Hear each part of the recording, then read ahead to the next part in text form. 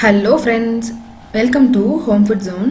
இன்றைக்கி இந்த வீடியோவில் ரொம்பவே சூப்பரான ரொம்ப டிஃப்ரெண்ட்டான ஒரு ரெசிபி. இது செய்கிறதுக்கு ஒரு மிக்சிங் பவுலில் 1 கப் அளவு கோதுமை மாவு, 1 கப் அளவு மைதா மாவு சேர்த்துக்கோங்க, 1/4 கப் அளவுக்கு ரவை சேர்த்துக்கோங்க.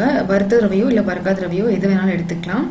இதில் 1/2 டீஸ்பூன் அளவுக்கு உப்பு, 1 டீஸ்பூன் அளவு சர்க்கரை, 1/4 டீஸ்பூன் அளவு பேக்கிங் சோடா சேர்த்துக்கோங்க. இது எல்லாத்தையுமே சேர்த்து நல்லா கலந்து விட்டுக்கோங்க.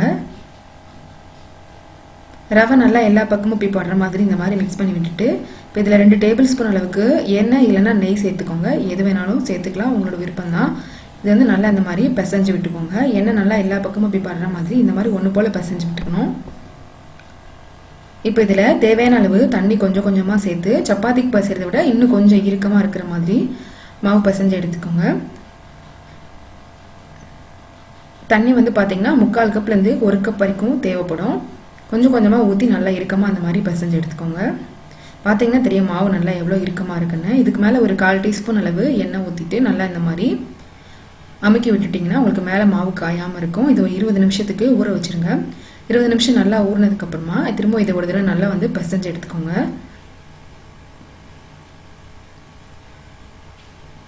மாவு நல்லா இன்னும் கொஞ்சம் டைட்டாக இருக்கும், நல்லா இந்த மாதிரி இறுக்கமாக தான் இருக்கும். கொஞ்சம் டைம் கொடுத்து நல்லா பிசைஞ்சு எடுத்துக்கோங்க. பார்த்தீங்கன்னா தெரியும். இப்போ இதிலேருந்து இந்த மாதிரி பெரிய எலுமிச்சம்பழம் அளவுக்கு உருண்டைகளாக பிரித்து எடுத்து நல்லா உருட்டி எடுத்து வச்சுக்கோங்க. இப்போ இது கூட ஸ்டஃப் பண்ணுறதுக்காக இன்னொரு பவுலில் நான் 1/4 கப் அளவுக்கு வெண்ணெய் எடுத்துருக்கிறேன். இதை வந்து ரூம் டெம்பரேச்சரில் இருக்கிற மாதிரி இந்த மாதிரி கொஞ்சம் மெல்ட்டாக இருக்கிற மாதிரி பார்த்துக்கோங்க. இதில் 1 டேபிள் ஸ்பூன் அளவுக்கு பூண்டு நல்லா பொடிசாக துருவி சேர்க்கணும். நல்லா இந்த மாதிரி பொடிசாக துருவி எடுத்து சேர்த்துக்கோங்க. நல்லா ஒரு கைப்பிடி அளவு கொத்தமல்லி இலை பொடிசாக கட் பண்ணி சேர்த்துக்கோங்க. இதில் 1/4 டீஸ்பூன் அளவு உப்பு, 1/4 டீஸ்பூன்லேருந்து 1/2 டீஸ்பூன் வரைக்கும் சில்லி ஃப்ளேக்ஸ். நீங்கள் எவ்வளோ காரம் எடுத்துப்பீங்களோ அதுக்கேற்ற மாதிரி நீங்கள் சேர்த்துக்கலாம். ஒருவேளை நீங்கள் சால்டட் பட்டர் எடுத்திங்கன்னா நீங்கள் சால்ட்டு மட்டும் சேர்க்குறது அவாய்ட் பண்ணிக்கோங்க. இப்போ இதை நல்லா மிக்ஸ் பண்ணி விட்டுக்கோங்க. டைம் கொடுத்து நல்லா மிக்ஸ் பண்ணிகிட்டே இருந்தீங்கன்னா பட்டர் இன்னும் கொஞ்சம் நல்லா மெல்ட் ஆகி வரும். நல்லா இந்த மாதிரி மெல்ட் ஆனதுக்கப்புறம் எடுத்துக்கோங்க. இப்போ நம்ம உருட்டி எடுத்த மாவை நல்லா இந்த மாதிரி தேய்ச்சி எடுத்துக்கோங்க. எந்த அளவுக்கு நல்லா மெல்லிசாக தேய்க்க முடியுமோ தேய்ச்சிக்கோங்க. அடியிலே மேலே மாவு போட்டு தேய்ச்சிக்கோங்க. இப்போ பார்த்தீங்கன்னா தெரியும், இந்த அளவுக்கு வந்து நல்லா சப்பாத்திக்கு தேய்க்கிற மாதிரி இப்படி தேய்ச்சி எடுத்துக்கலாம். இதில் நம்ம ஏற்கனவே மிக்ஸ் பண்ணி எடுத்த இந்த பட்டர் மிக்ஸை இதில் நம்ம சேர்த்துக்கலாம். நான் 1 டேபிள் ஸ்பூன் அளவு சேர்த்துருக்கிறேன். நீங்கள் எந்த அளவுக்கு மாவு வந்து தேய்ச்சி எடுத்துருக்கீங்களோ அதுக்கேற்ற மாதிரி நீங்கள் கொஞ்சம் கொஞ்சமாக சேர்த்து இந்த மாதிரி தடவி விட்டுக்கலாம். இப்போ பார்த்தீங்கன்னா தெரியும், எல்லா பக்கமும் நல்லா படுற மாதிரி இந்த மாதிரி ஸ்ப்ரெட் பண்ணி விட்டுக்கலாம்.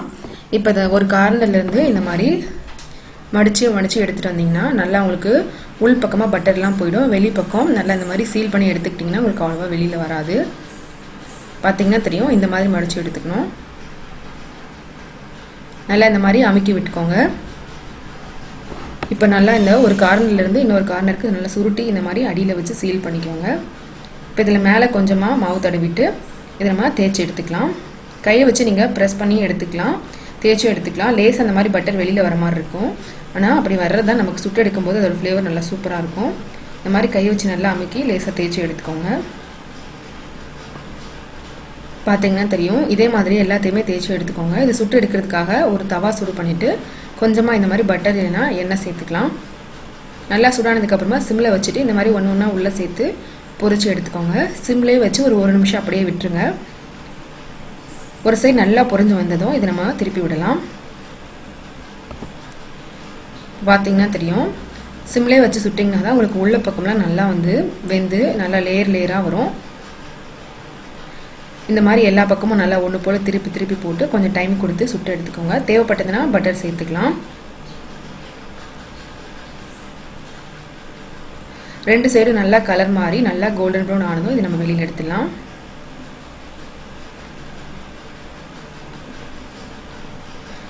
நல்லா எவ்வளோ லேயராக வந்திருக்குன்னு பாருங்கள். இதே மாதிரியே ஒவ்வொன்றா போட்டு சுட்டு எடுத்துக்கோங்க. பெருசாக சைட் டிஷ் எதுவுமே தேவையில்லை, அப்படியே சாப்பிட்றதுக்கே ரொம்ப நல்லாயிருக்கும். நீங்கள் விருப்பப்பட்டீங்கன்னா கெச்சப் இல்லைனா க்ரீன் சட்னியோடு சேர்த்து சாப்பிட்லாம், ரொம்ப நல்லாயிருக்கும். நல்லா நீங்கள் டிஃபனாகவும் கொடுக்கலாம், ஸ்நாக்ஸாகவும் கொடுக்கலாம். கண்டிப்பாக இது குழந்தைங்களுக்கு கூட ரொம்பவே பிடிக்கும். நல்லா லேயராக சாப்பிட்றதுக்கு ரொம்பவே நல்லாயிருக்கும்.